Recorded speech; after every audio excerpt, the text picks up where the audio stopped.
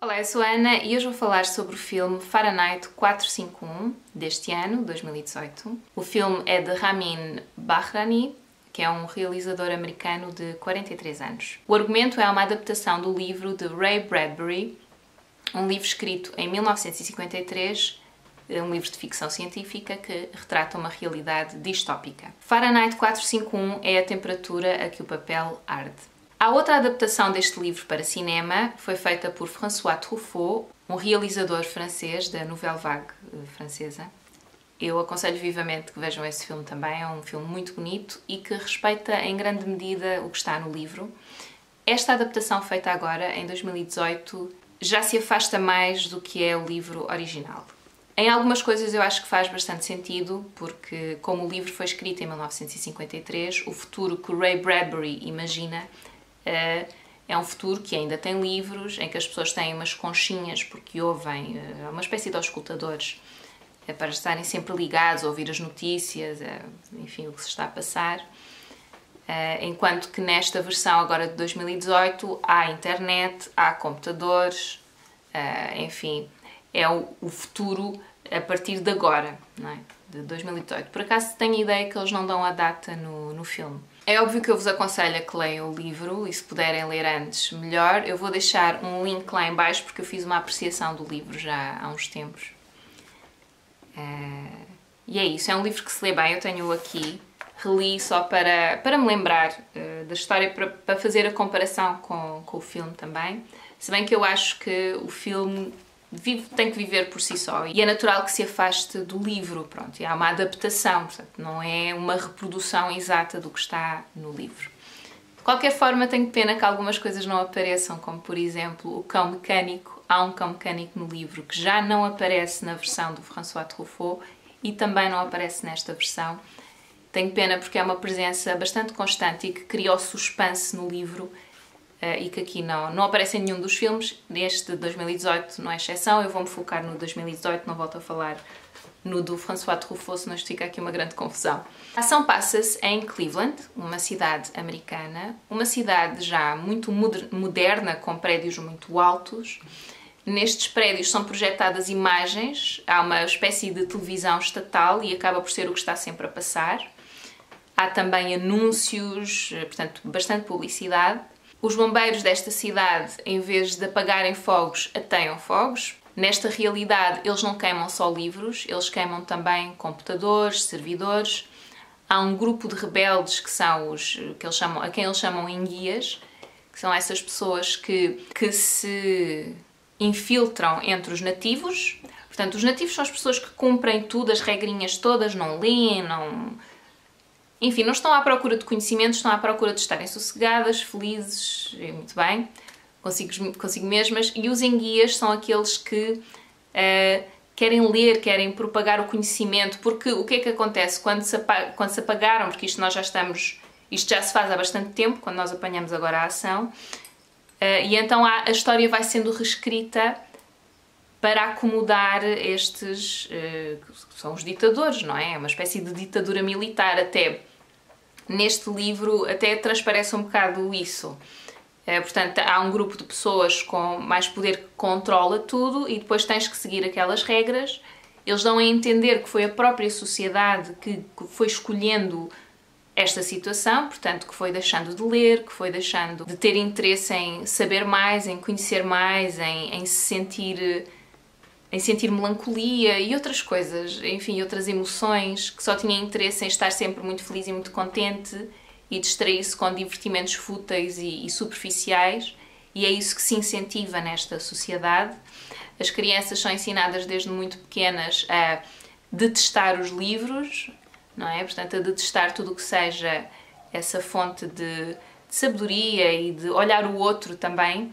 É uma sociedade em que se incentiva as pessoas a denunciarem-se umas às outras, portanto, se acham que existem elementos desse tal grupo dos enguias entre eles a denunciar. Depois, quando os bombeiros vão queimar esses computadores ou os livros, etc., vai uma jornalista, é sempre a mesma, aquela senhora farta-se de trabalhar, então anda ali pela cidade a filmar tudo, portanto, transformam algo que é doloroso também para estes enguias, porque eles depois apanham pancada, são presos, tiram-lhes a identidade, portanto queimam-lhes as impressões digitais, o que me deu a entender que eles depois não podem viajar e não podem sair dali, perdem a sua identidade, que eu acho que simbolicamente não é muito simbólico, é bastante claro, não é? O que eu acho que eles nos estão aqui a dizer é que os enguias têm a sua própria identidade e querem cultivar a sua própria identidade, mas é algo que é altamente desencorajado, portanto temos que ser todos iguais e perder dessa forma a nossa própria identidade, e eu acho que isso é uma característica de regimes autoritários, de regimes autocráticos. Portanto, as pessoas têm que se vestir todas de igual, têm que ter todas o mesmo penteado, ou têm que usar uniforme, têm que usar fardas, enfim, que é uma coisa que acontece, por exemplo, na Coreia do Norte, que aconteceu durante o nazismo com os campos de concentração, cortavam-lhes os cabelos, eles tinham que usar aqueles macacões, ou seja, é retirar-te a tua própria identidade, reduzir-te a quase nada. Mas, no entanto, neste caso e nesta cidade, em Cleveland, há muitas pessoas, enfim, que acolhem isso com toda a naturalidade e até com prazer. Elas querem pertencer a esse mundo dos nativos e não se querem preocupar com outras coisas que não a sua felicidade, enfim, diária, de não pensar em nada, de se preocuparem só com coisas comezinhas, denunciar os outros, estarem sempre entretidos com alguma coisa. Enfim, eu acho que aqui há um paralelo muito grande com o nosso mundo. Quer dizer, já viram, este livro foi escrito em 1953, já falava de muita coisa que nós sentimos agora também e que ainda estamos a sentir, pronto, e este filme pega nisso, extrapola e traz mais para o nosso mundo, está mais próximo do nosso mundo, porque nós temos internet e, enfim, há os óculos também da Google, temos a Alexa, não é? E há outro, que eu não sei se é do iPhone, mas enfim, aquela coisa da casa inteligente, daquela coisa com quem nós podemos falar e perguntar como é que está o tempo lá fora, por exemplo, enfim. É claro que esta Yuxi do filme é muito mais evoluída, porque vê como é que tu estás fisicamente, a tua pulsação, se precisas tomar gotas para os olhos, pronto, isso é outra característica desta realidade. No livro as pessoas tomam comprimidos para se sentirem melhor, para dormir, porque depois há aqui uma inquietação. Parece que as pessoas sentem essa inquietação. Não estão felizes na realidade, é tudo muito superficial. Elas estão angustiadas, mas não sabem lidar com isso e então tomam os comprimidos. No filme isso não é tão explorado, portanto no livro fala-se até de suicídios, de haver uma taxa de suicídios muito elevada, mas no filme não se fala muito nisso. Mas o Montag, lá está, eu estou a levar este tempo todo para chegar à personagem principal, é o Montag, é um bombeiro. Ele no livro é um homem casado, que já terá os seus 30 e tais. No filme não, é um rapaz mais jovem, 20 e muitos, sozinho. Está sozinho. E as personagens principais são então o Montag, é um bombeiro, muito zeloso do seu trabalho e muito bem cotado entre os seus. Depois há o capitão dele, que é o Beatty, também aparece no livro, que o incentiva, que tem uma relação com Montag. Ele quer que Montag seja bem sucedido, quer promovê-lo, enfim, admira de certa forma Montag e incentiva, isso já me estou a repetir. Há a Clarice aqui é bastante diferente, pronto, é uma informadora de Beatty. Ela pertencia a um grupo de enguias, mas entretanto afastou-se desse grupo, deixou-se render a todos os facilitismos que esta sociedade lhe oferecia, por pretender fugir a sentimentos mais melancólicos, mais de angústia, enfim. E então ela não está muito contente com aquilo que está a fazer, não é? O facto de ser informadora, e tenta ajudar. Ainda tem algumas ligações com o grupo de enguias. Eu posso dizer, há um problema nestes filmes, eu acho, nestes filmes assim mais de grandes produções e não sei o que, isto eu estou a generalizar, mas é isso que eu sinto, que são filmes confusos. Aparecem muitas personagens, elas quando aparecem são fortes em si, mas depois a relação que estabelecem umas com as outras é muito superficial e é tudo muito rápido. E aquilo não é credível. Tu percebes que não é possível que uma pessoa que conheceu agora já tem esta ligação desta maneira. Não é credível. É assim, é claro que isso pode acontecer na vida real, eu não digo que não, mas ali no filme aquilo tem uma linha condutora, não é? E quando a coisa sai muito dessa linha, não te convence. E é isso que eu sinto neste tipo de filmes, e foi isso que eu senti neste filme também. Na relação de Clarice com Montague, é claro, desenvolve-se ali um romance, vamos lá, uma ligação amorosa, há ali alguma tensão sexual, percebe-se que é uma grande diferença entre o filme de 2018 com o do François Truffaut, que é muito mais subtil, é muito mais cheio de subtilezas. Neste filme isso não existe, não há cá subtilezas para ninguém. E depois há outras personagens que vão aparecendo, há uma rivalidade com um dos colegas de Montague, que tem inveja, não é? Porque Montague é muito bom naquilo que faz, é muito aclamado pelos seus pares e é bastante novo. Portanto, há aqui alguma inveja por parte deste tal colega, mas mesmo isso não é muito explorado, é muito superficial. É um momento aqui, um momento ali, é tudo assim... A sério, eu sinto estes filmes dessa forma. Não te dão tempo para parares e estares a ver e perceberes a relação entre as personagens e ok, isto aconteceu porque... Nem é preciso acontecer tanta coisa, mas o facto é esse, é que acontece imensa coisa. Relações que são muito forçadas, que não te dá tempo para... que nem têm tempo para se desenvolver. Aparecem personagens que são bastante fortes, mas é só para aparecer.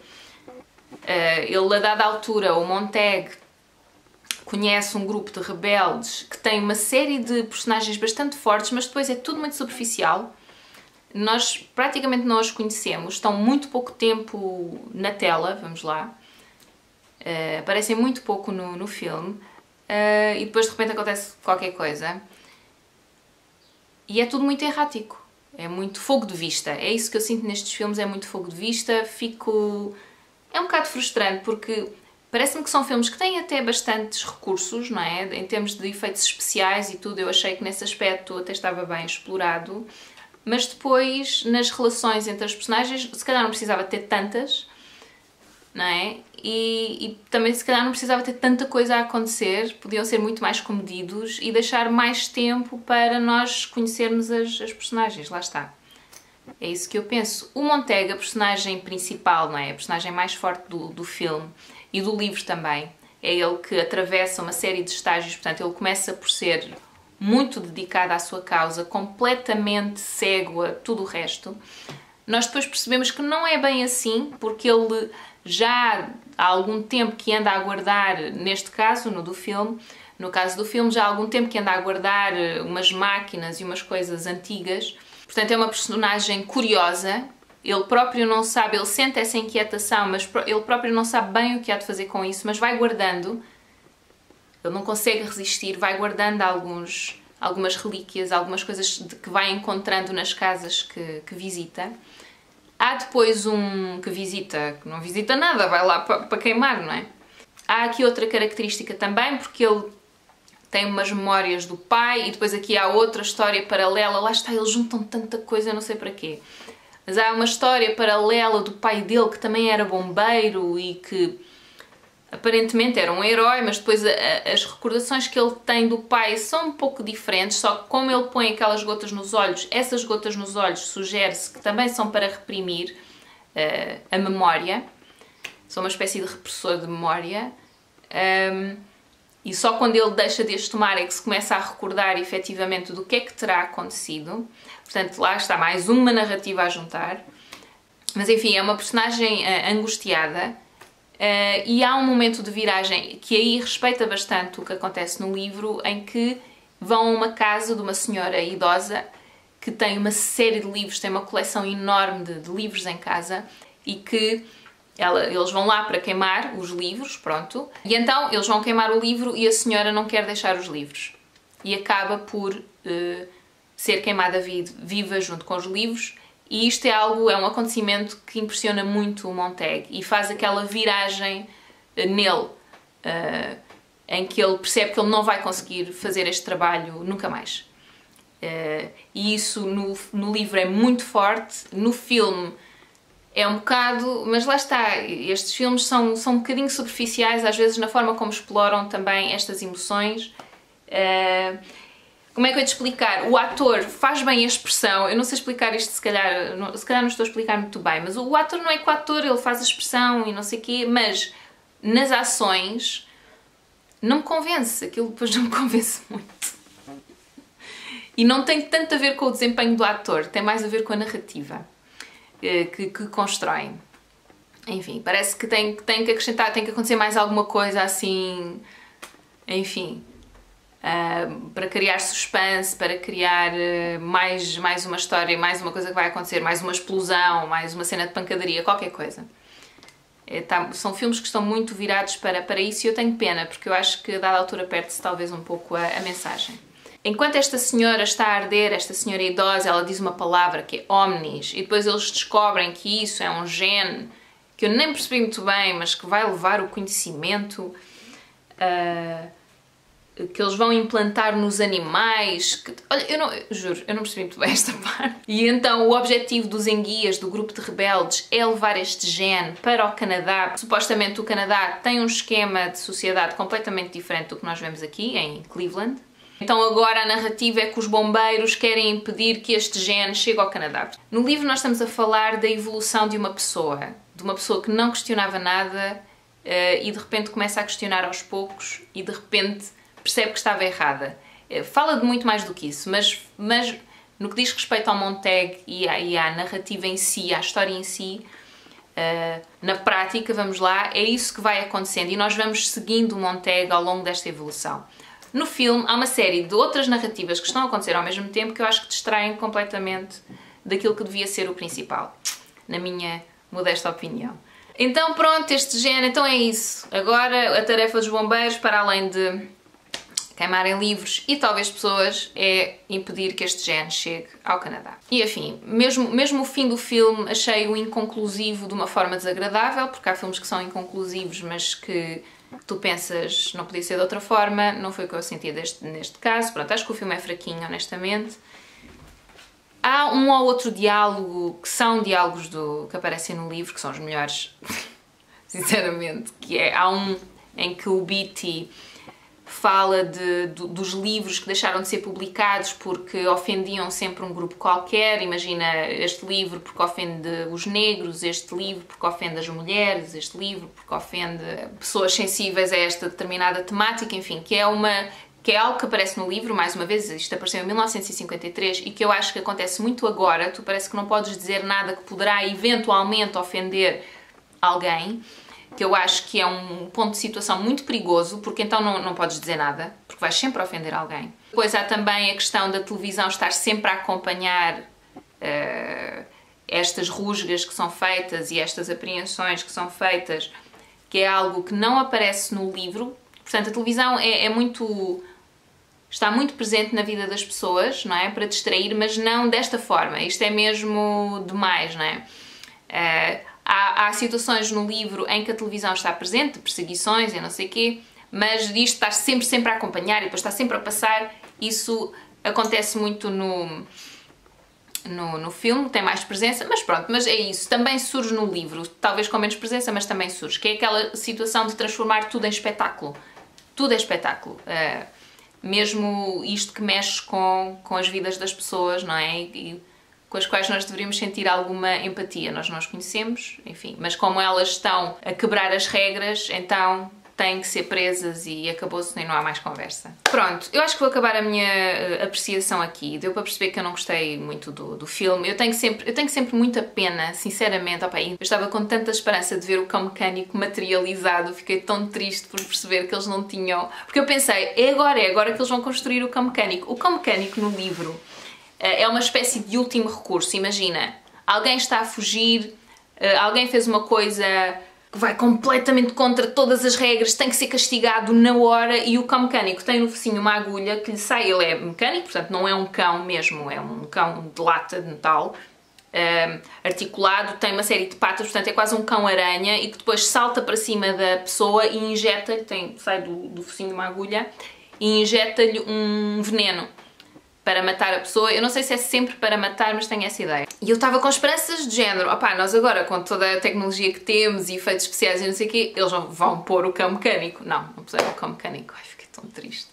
E depois há ali uma relação também de suspense entre o Montag e o cão mecânico, numa altura em que o Montag está a mudar a sua forma de pensar, e o cão mecânico parece que pressente isso e começa-lhe a rosnar de cada vez que ele entra no quartel. Há uma série de situações que eu tenho imensa pena que não tenham aparecido neste filme, porque também não apareceram no do François Truffaut, de 1966. Mas pronto, paciência.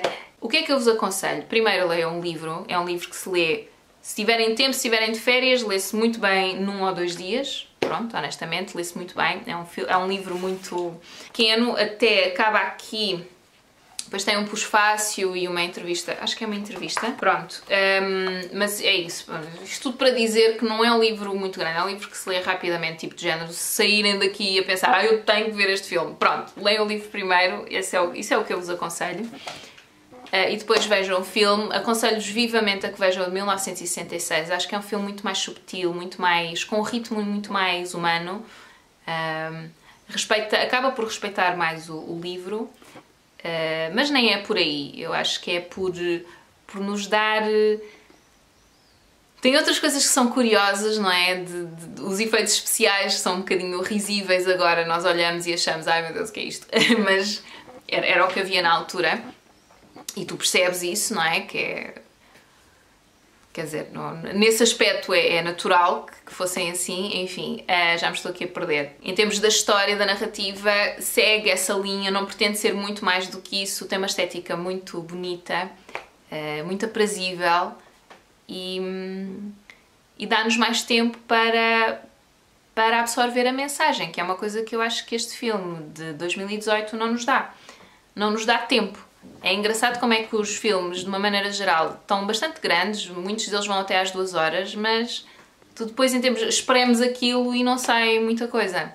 Eu sinto isso muitas vezes, porque eu pessoalmente, eu gosto imenso de ver filmes de ficção científica, se calhar mais considerados mais leves, quer dizer, não gosto só de ver filmes da velha guarda e, enfim...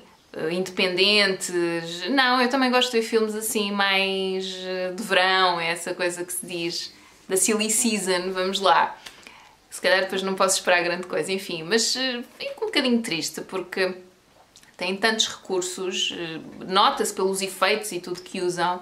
Será que não podiam contratar alguém que fizesse um argumento mais...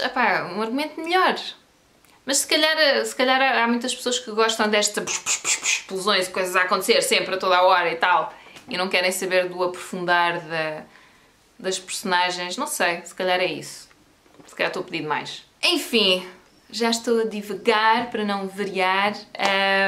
Leiam o livro, vejam o filme. Se já viram e se têm outra opinião, ou a mesma, não sei, deixem lá em baixo. Se tiverem sugestões também, deixem lá em baixo. E até à próxima. Tchau, tchau.